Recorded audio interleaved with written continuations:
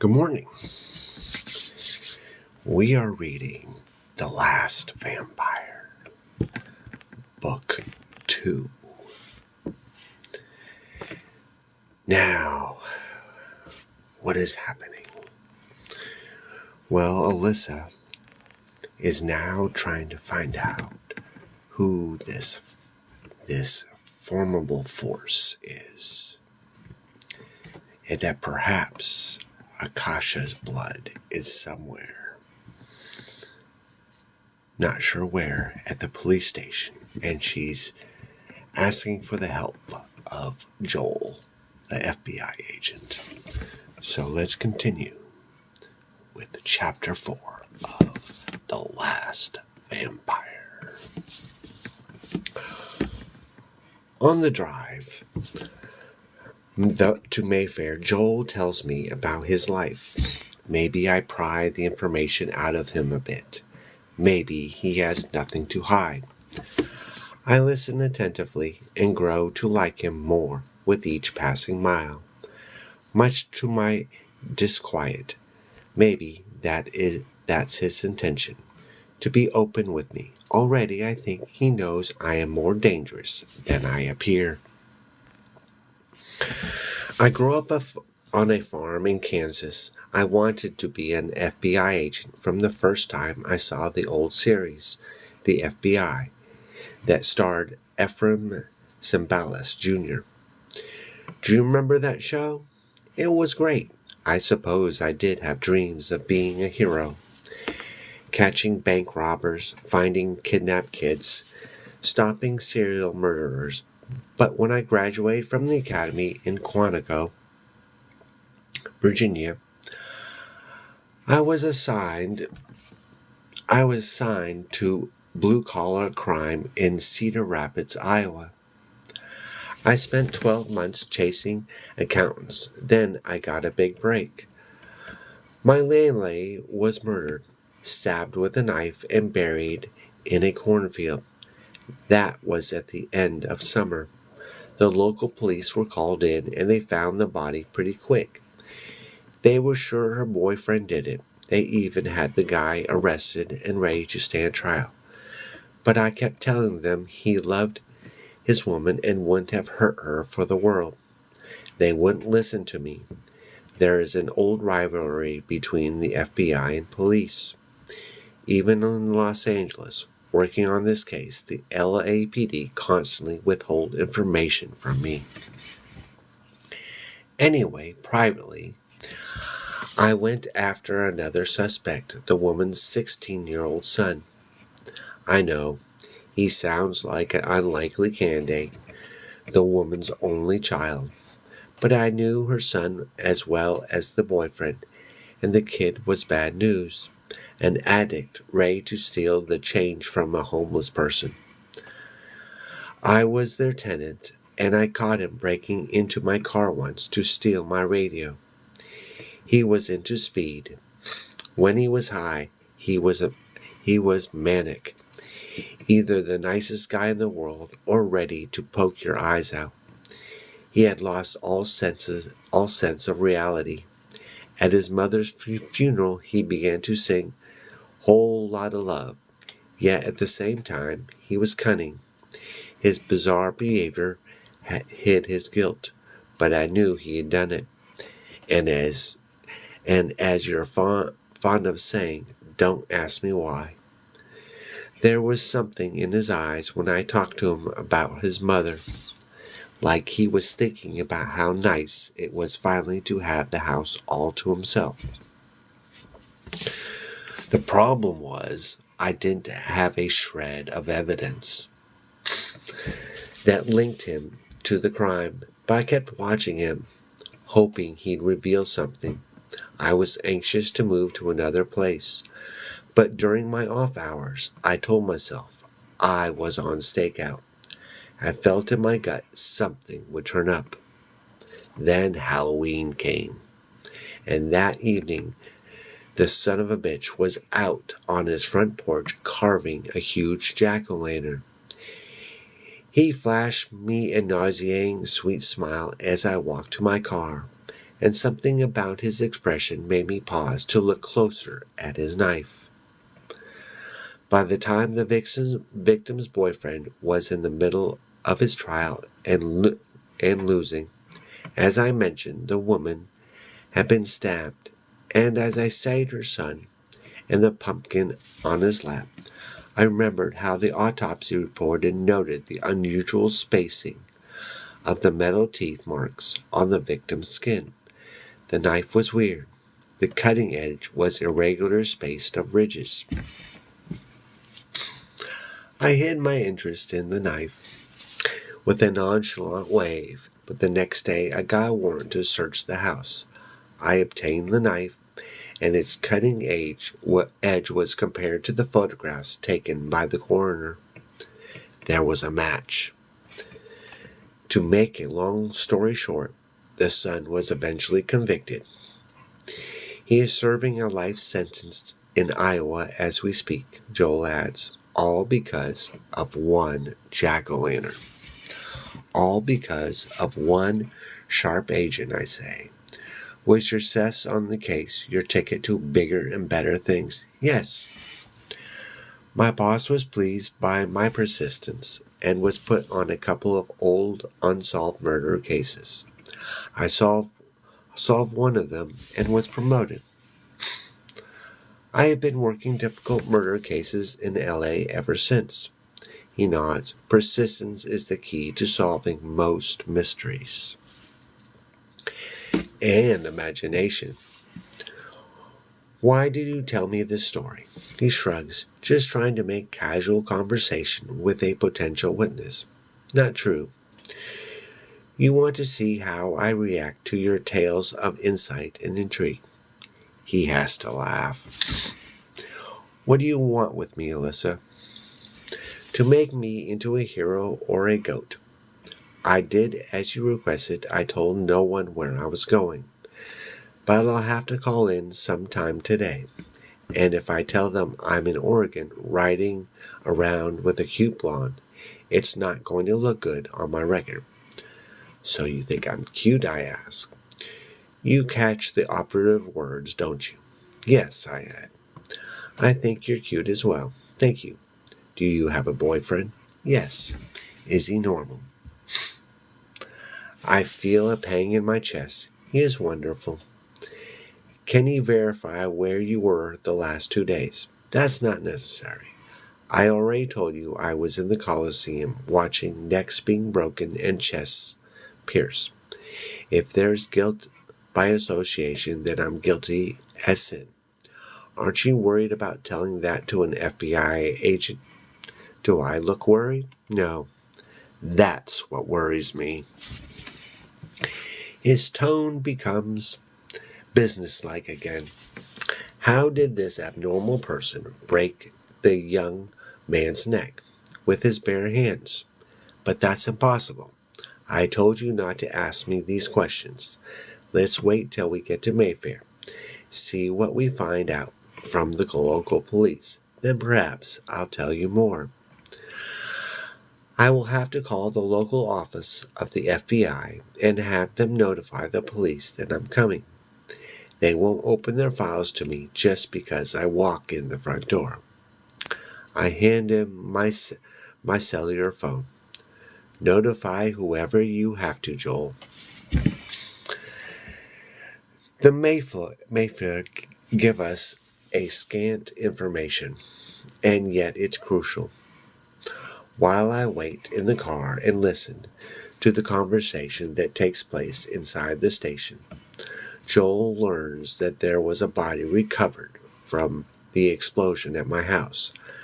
Not just pieces of flesh, as I expected. I have to wonder, how did Yaksha form survive the blast?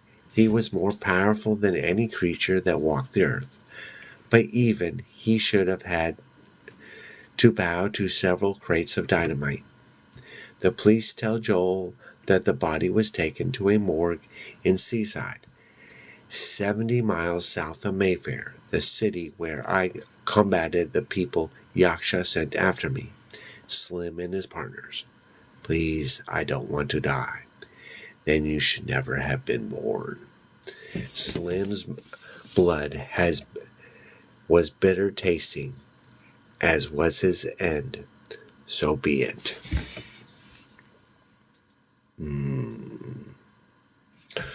Joel returns to my car, and I give him every chance to lie to me about what the police have told him. But he gives me the straight facts. We're going to Seaside, I say, handing him the phone again.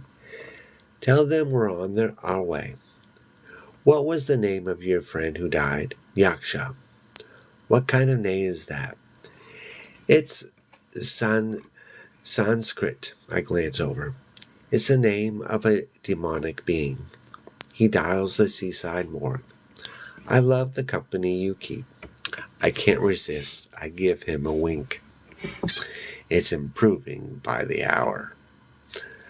Joel's a big time FBI. The morgue is only too happy to show him whatever bodies they have on ice.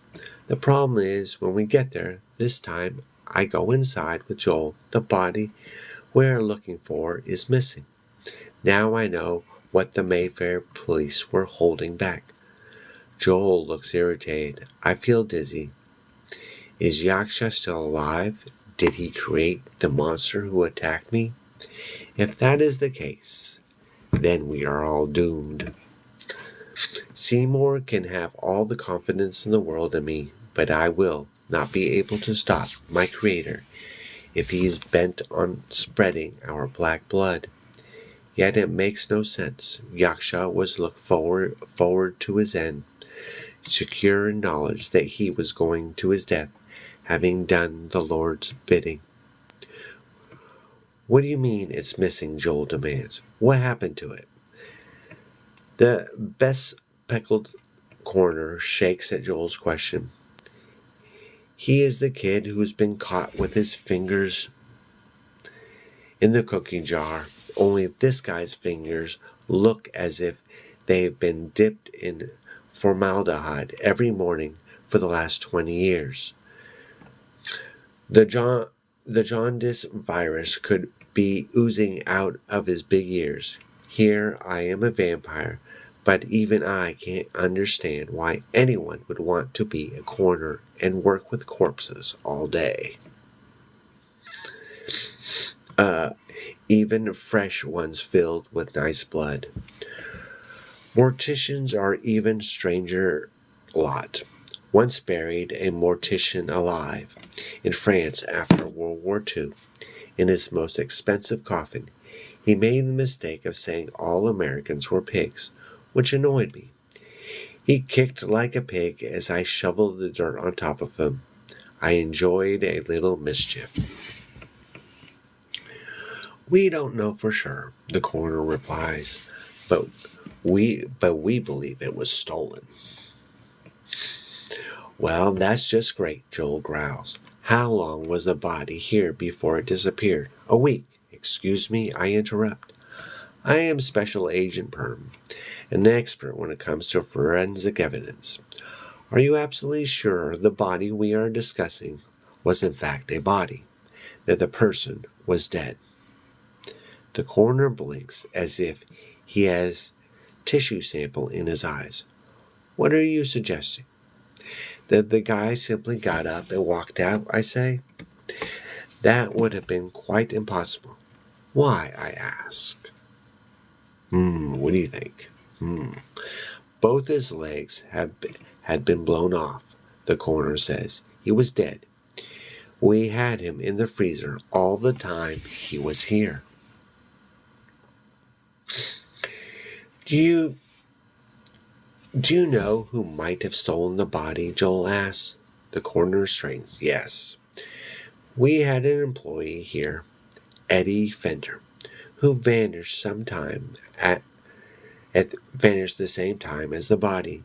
He took off without even collecting his final paycheck. He worked the night shift and was often unsupervised.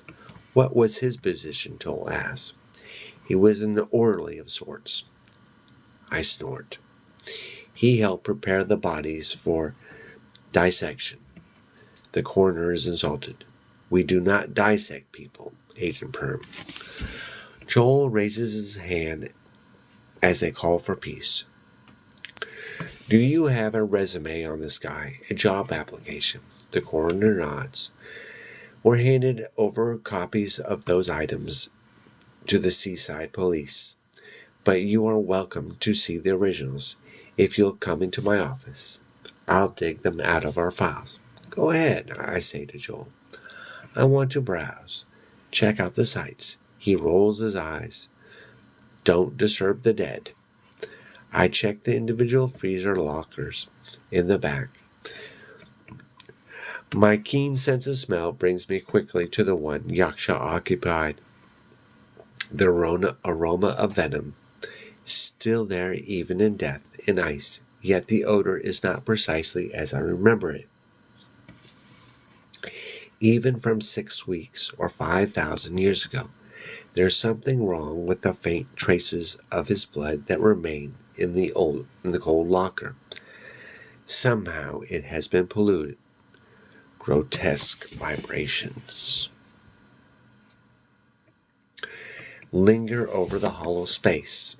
If Yaksha is in fact dead, he did not have the world thinking about Krishna as he hoped. My disquiet deepens. While Joel stays with the coroner, I wander deeper into the morgue and find an office space with a secretary with her feet up on her desk, doing her nails. I like a woman who doesn't take her job seriously. This gal doesn't even bother to sit up as I walk in. Of course, to some, I look like a teenager. About 30, she has a National Enquirer and a 2-liter bottle of Diet Pepsi sitting on her desk beside a computer screen that keeps flashing. Temporary malfunction. Her lips swim in red paint, and her hair stands up like an antique wig. 20 pounds overweight. She looks jovial, a little slutty. Wow, she says when she sees me. Aren't you a pretty little thing? What are you doing in this haunted house? I smile. I'm with Special Agent Joel Drake. My name is Alyssa Perm. We are investigating a murder. Now she sits up. You're FBI. You look like a cheerleader. I sit down. Thank you. You look like an executive secretary. She pulls out a cigarette and waves her hand. Yeah, right. And this is the executive suite. What can I do for you? Did you know Eddie Fender? The guy who stole the stiff? Did he steal it? She lights her cigarette. Sure. He was in love with that corpse, she chuckles. It did more for him than I ever did. Did you see Eddie socially? She leans forward and blows smoke. You mean did I screw him? Listen, sister. I would just as soon blow my brains out as do it with Eddie Fender. If you get my meaning. I nod. What's your name? Sally Diedrich.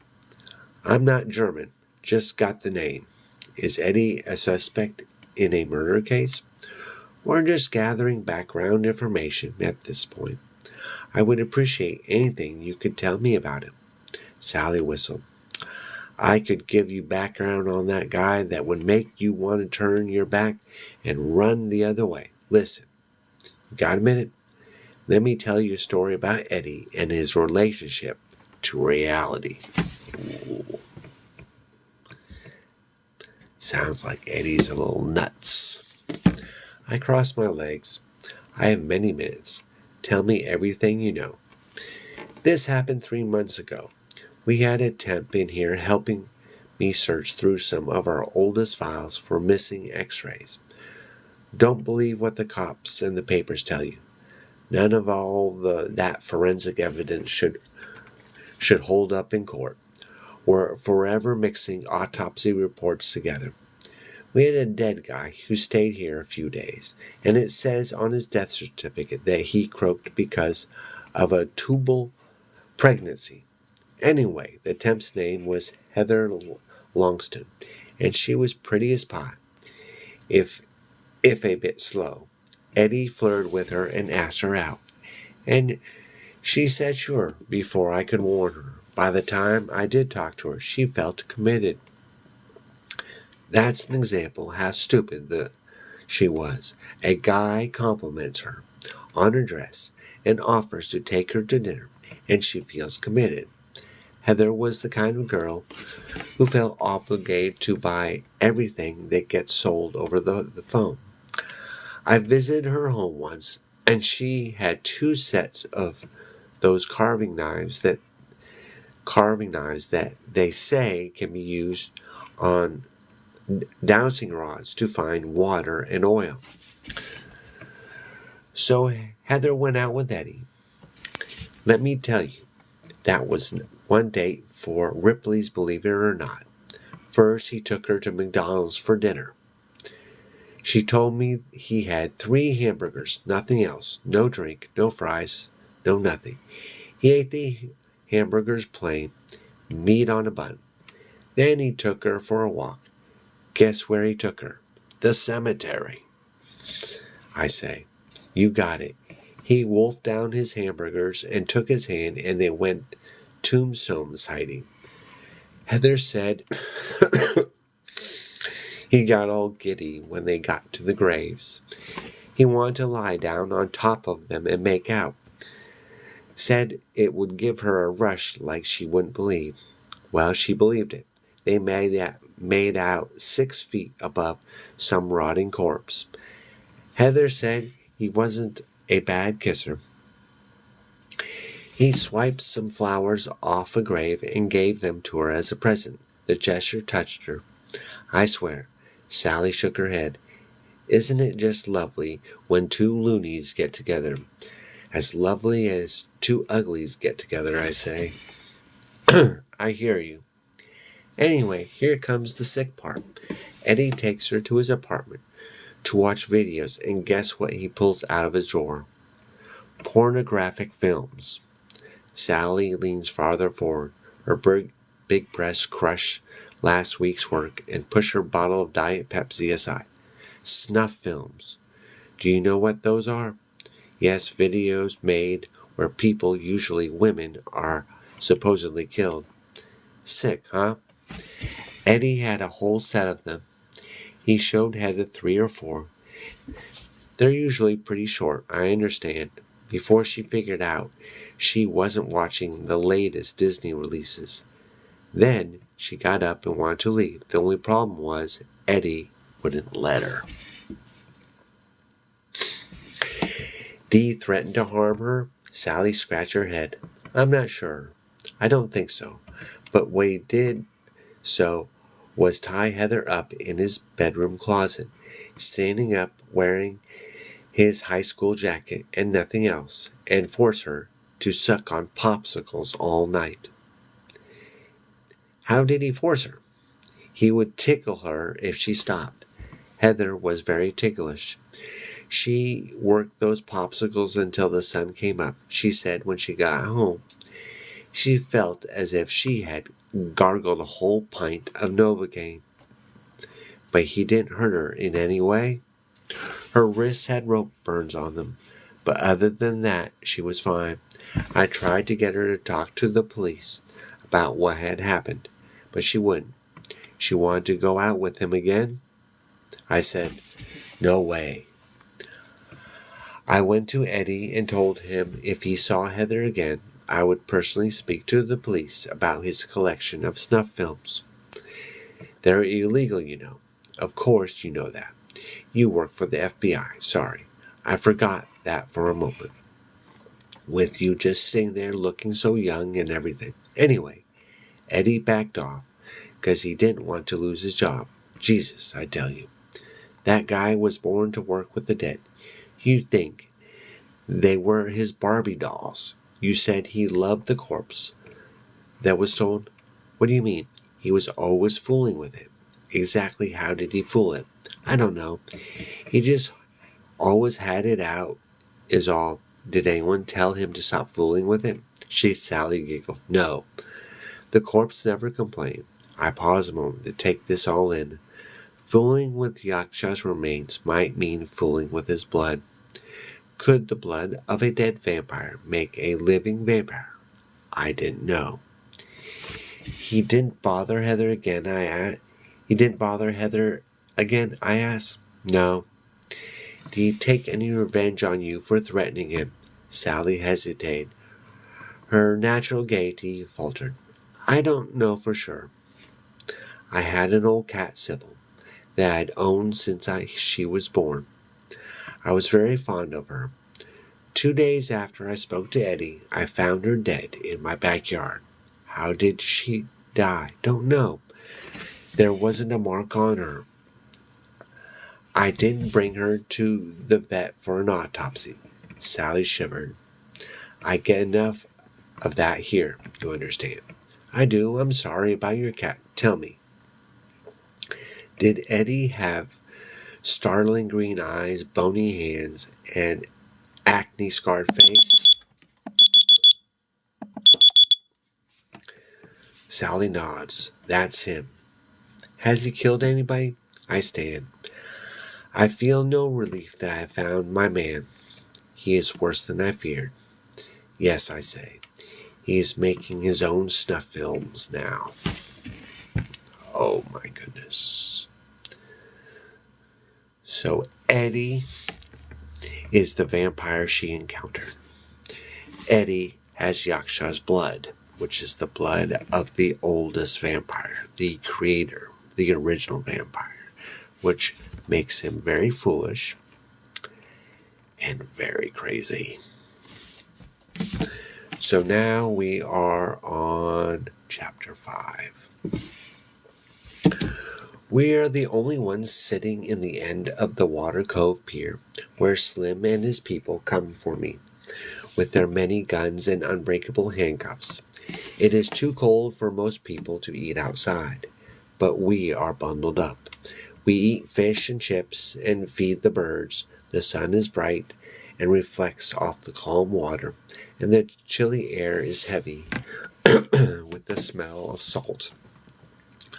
I swear, dark sunglasses and a hat.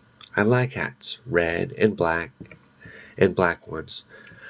The first time I ever saw the sea, I was already a vampire. So I don't know what it looks like to a mortal. The many fish, the seaweed, the shells. I see them even in murky water. For me, the ocean is a huge aquarium, teeming with visible life, food. In moments of extreme thirst, I have drunk the blood of fish, of sharks even. Once in the 17th century, off the coast of what is now Big Sur, I even killed a great white shark, but not for food. The thing tried to bite off my legs.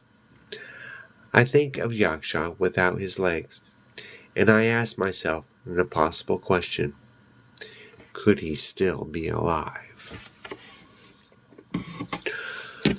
Joel holds in his hand the papers he obtained from the coroner, the details on Eddie Fender.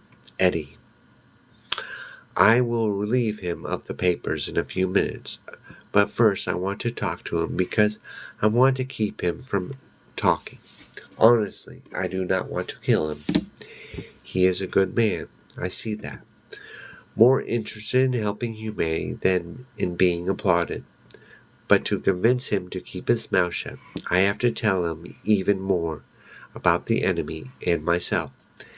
And then I will have even more reason to kill him. It's a paradox. Life is that way. God designed it that way. I believe I met him once. He was full of mischief. I will say things I never should say to any mortal, because I am hurt. I feel my own mortality. The feeling gives me reason to be reckless. Do you often come here? Joel asked, referring to Water Cove, which is 20 miles south of Mayfair, or go down to Seaside. No. My weakness haunts me like a second shadow. If I do not drink soon, and a lot, I will be in no shape to return to Los Angeles tonight. Why do you ask? I was thinking how you told me your house exploded 6 weeks ago. By strange coincidence, there was a group of violent murderers in Seaside at that same time. I believe they occurred a day before you said you lost your house, if my memory serves me correctly. You have a good memory. He waits for me to elaborate, but I don't. Were you and your friend connected with those murders as well? He asked. I peer at him through my dark lenses. Why do you ask? One of the people killed at a gas station in Seaside was a woman. Her skull was cracked open by an exceptionally strong person. The coroner told me about it. He said it would take a monster to do what had been done to her. He pauses and adds, the manner of her death reminds me of what's happening in Los Angeles. I offer a bird one of my French fries. Animals generally like me if I'm not chasing them. Do you think I'm a monster, Joel? You cannot keep answering my questions with questions. But one answer always leads to another question. I shrug. I'm not interested in discussing my life story with you. Were you there the night those people died in Seaside? I pause. Yes. He sucks in the breath. Did your friend kill that woman? A white dove takes my fry. I wipe off my hands on my skirt. No. My friend sent that woman to kill me. Some friend. He had his reasons. Joel sighs.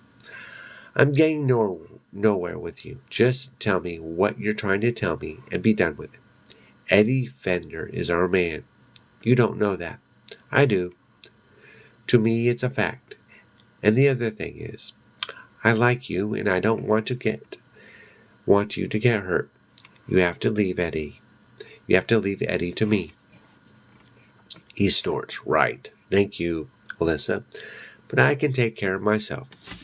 I touch his arm and hold his eyes, even through my dark glasses. You don't understand what you're up against. You don't understand me. I let the tips of my fingers slide along the sleeve of his jacket. I hold his hand. Despite my weakness, his proximity is stimulating. Even without trying, my gaze weakens him. Better to kiss him, I think, than to kill him. But then I think of Ray, whom I love. He will be waking soon. The sun nears the horizon. The orange glow lights Joel's face as if he were sitting in a desolate purgatory where the judgment of the damned and the saved have already been completed 5,000 years ago. He sits so close to me, but I cannot welcome him too far into my world without devouring his, as I did Ray's. But I do not scare him, yes, and deeply. I add, I was the one who killed that woman. He smiles nervously. Sure. How'd you do it? With your bare hands? I take his hand. Yes. You must be very strong. Yes. Alyssa? Sita. My name is Sita. Why do you go by Alyssa? I shrug. It's a name. Only those I care about call me Sita. What do you want me to call you? I smile sadly. What would you prefer to call a murderer? He takes his hand from mine and stares at the ocean a moment. Sometimes when I talk to you, I feel like I'm talking to a mental case. Only you're two together to be labeled unstable. Thank you. You weren't serious about having killed that woman, were you? I speak in a flat voice. It happened at the corner of Friar and Tad's. The woman was found on the floor of the woman's room. Her brains were on the floor as well. Like you said, her head had been cracked open. The front of it. That was because I grabbed her from behind when I rammed her face into the wall. I sipped my coke. Did the coroner give you these details? I see from Joel's stunned face that the coroner must have enlightened him on some of the facts. He can't quit staring at me. For him, I know. It is as if my eyes are big as the sea, as black as the deepest subterranean crevice. Beneath the ocean is molten bedrock. Beneath my eyes, I believe he senses an ageless fire. Yet he shivers, and I understand why. My words are so cold. It's true, he whispers. Yes, I am not normal. Standing, I pluck the papers from his hand before he can blink. My eyes bore down on him. Go home, Joel. To wherever home is. Don't try to follow me. Don't talk about me. If you do, I will know about it, and I will have to come after you. You don't want that any more than you want to take on this murderer. He is like me, and at the same time, he is not like me. We are both cruel, but his cruelty is without reason, without kindness. Yes, I did kill that woman, but I didn't do so out of malice. I can be very kind when it suits me. But when I am cornered, I am as dangerous as this Eddie. I have to corner him, you see, in a special place, under special circumstances. It is the only way to stop him. But you can't be there. If you are, you will die. You will die anyway, if you don't leave me alone. Do you understand? Oh my goodness. He stares at me as if I am a distorted apparition, trying to materialize from the realm he never knew existed. No, he mumbles. I take a step back. Try to arrest me, huh? Arrest me. I have admitted to killing a woman with my bare hands. I know details of the crime only the killer could know. It's your responsibility as an FBI agent to bring me in. Take out your gun and read me my rights. Now. My pounding gaze has short-circuited his brain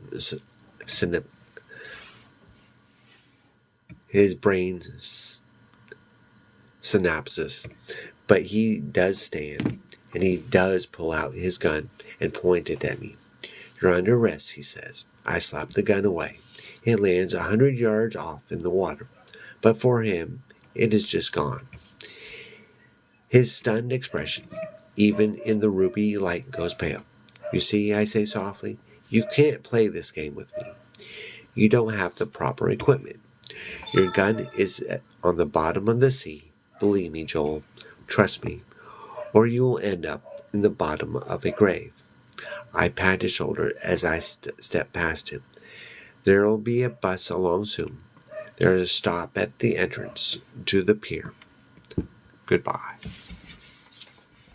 Okay, now, that's where I stop. So, on Monday, we will resume. Oh, no, not Monday, Tuesday. I'm not getting up this early for Christmas. So, I wish everyone a happy Christmas. So we'll pick up for chapter 6. And now it's time for self-promotion. I am the YA horror author of Vampire Juice. It is 99 cents till January 1st.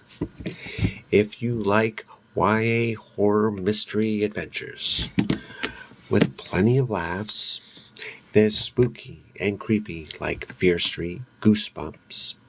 Are you afraid of the dark and Lost Boys? Then check out Vampire Juice. And here is my little blurb or synopsis.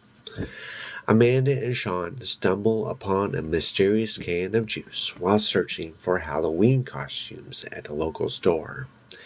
Despite being kicked out by the sales clerk, they become obsessed with uncovering the truth behind the strange drink. With the help from some local bullies, they sneak back into the store through a crypt in the graveyard, only to find themselves in the midst of a spine-chilling adventure. Well, thanks again for watching, and see you on Tuesday, where we continue The Last Vampire.